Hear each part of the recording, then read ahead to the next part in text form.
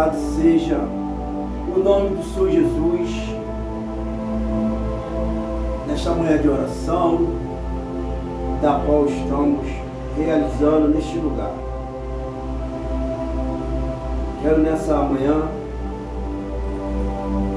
estar lendo Colossenses, capítulo 3, versículo 1 ao versículo 6, que diz assim a palavra de Deus: portanto, se já ressuscitaste com Cristo, buscai as coisas que são de cima, onde Cristo está sentado à destra de Deus.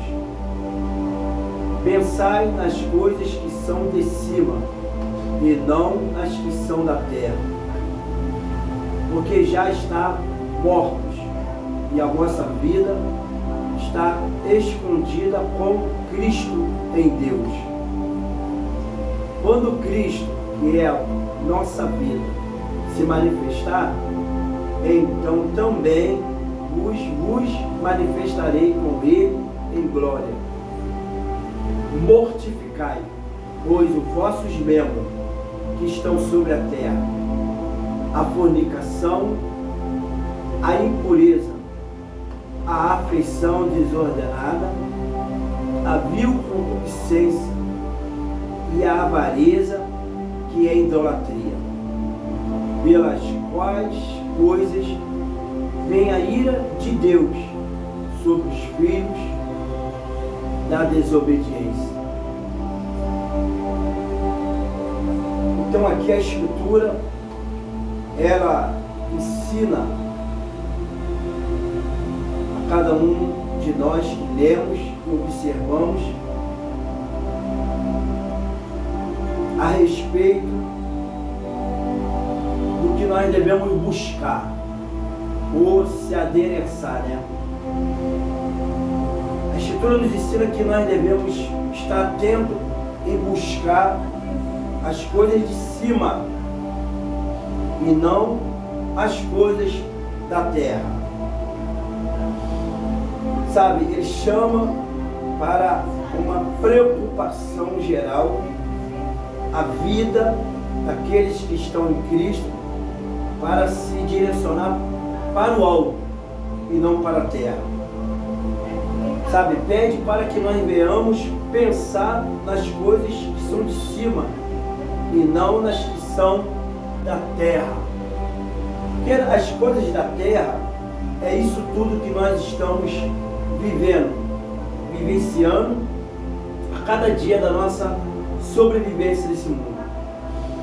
As coisas da terra são isso aí mesmo que você está vendo: guerra, a disputa pelo poder, a inveja, sabe, as contendas, sabe, as afeições ao contrário, sabe, a disputa por território, sabe, a falta de caráter e etc, etc. Muitas coisas. Mas o livro, né, aqui a Epístola de Colossenses, diz, sabe, no versículo 5, que nós devemos o quê? Mortificar, pois os vossos membros que estão sobre a terra. E ele começa a dar alguns membros que vai contramão das leis de Deus nesse mundo. Ele diz que a fornicação, a impureza, a afeição desordenada, a vil concupiscência e a avareza, que é a idolatria. Sabe, esses 5 exemplos que a Escritura nos ensina e nos fala a respeito, sabe, de algo que eu e você tem que fazer morrer. É o significado de mortificar. Tem que fazer morrer. Sabe, a fornicação, a impureza, sim, a afeição desordenada, a vil concupiscência e a avareza que é idolatria. Esses 5 exemplos que o Epístola Colossenses nos diz é para nos despertar que essas coisas traz a ira de Deus sobre a vida de cada um que desobedece, né, ali a sua lei, os seus estatutos. Sabe, quando ele diz que nós devemos fazer morrer, ele está querendo dizer que você não pode alimentar, sabe, esses tipos de exemplo que foi lido nesta hora. Um exemplo, a avareza, que é idolatria. O que é avareza? Avareza é aquilo que tu é apegado, sem controle, sem domínio. É aquilo que tem prejudicado a vida de muitas pessoas, principalmente aqueles que lidam com uma espécie de cédulas, dinheiro, sabe?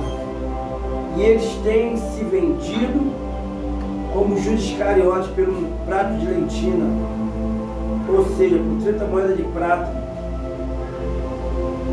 Ou seja, muitas das vezes, sabe, a avareza, que a Bíblia diz que é idolatria, que você bota sua toda esperança naquilo e você se prende a isso se torna uma idolatria.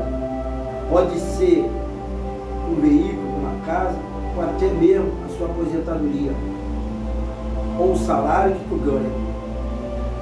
Sabe, você entende que isso é a sua estrutura, é a sua firmeza. Então as pessoas costumam dizer que a avareza é apego ao dinheiro, né? À riqueza.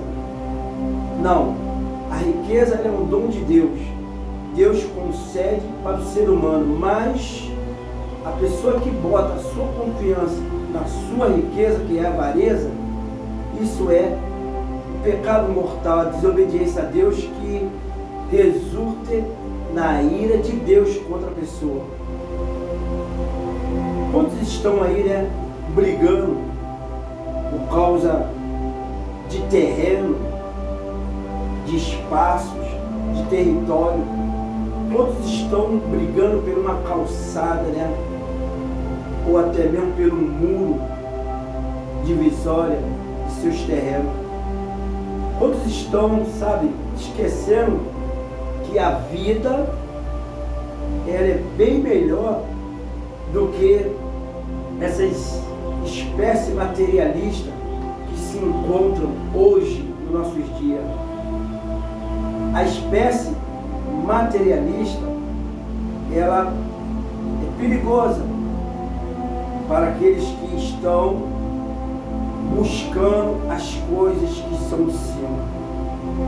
Porque quando você busca as coisas que são de cima, elas são invisíveis, impalpáveis, elas é pela fé. Então, uma vez que você olha para o físico, o material, e se apega no que é físico, você começa a entrar em um caminho muito estreito na tua vida. Sabe, a Escritura diz que a nossa vida, ela está em Deus. E quando Cristo se manifestar, então também nós vamos se manifestar com Ele em glória. O que é isso? Ainda nesse corpo estamos sofrendo, estamos padecendo por ocasião do pecado ter entrado no princípio da criação. Mas esse corpo, ele tem em si um espírito. E esse espírito é que rege esse corpo. A partir daí então começa a sua esperança e a sua única vivência em Deus, que é pelo Espírito. E esse Espírito, você tem que saber se ele é de Deus ou se não é de Deus. Porque Jesus, lá no Evangelho de João, no capítulo 16, a partir do versículo 13 ao versículo 14, ele diz assim, ó: mas quando vier aquele, o Espírito de verdade, ele vos guiará em toda a verdade, porque não falará de si mesmo, mas dirá tudo o que tiver ouvido, e vos anunciará o que há de vir. Ele me glorificará, porque há de receber do que é meu, e vos-lo-á de anunciar. Então, você vê que o Espírito de Deus, quando vem na vida de uma pessoa, ele vem, primeiramente, para falar a verdade, para fazer a pessoa ser verdadeira. E segundo, a pessoa ela vai ouvir o que ele tem para falar. A pessoa ela vai anunciar o que há de vir, o que há de acontecer. Certamente, já podemos dizer que Deus faz de nós profeta. Profeta na terra. Porque Ele glorificará, porque Ele há de receber o do que é de Cristo. E há de anunciar o que é de Cristo, e não de nós mesmos.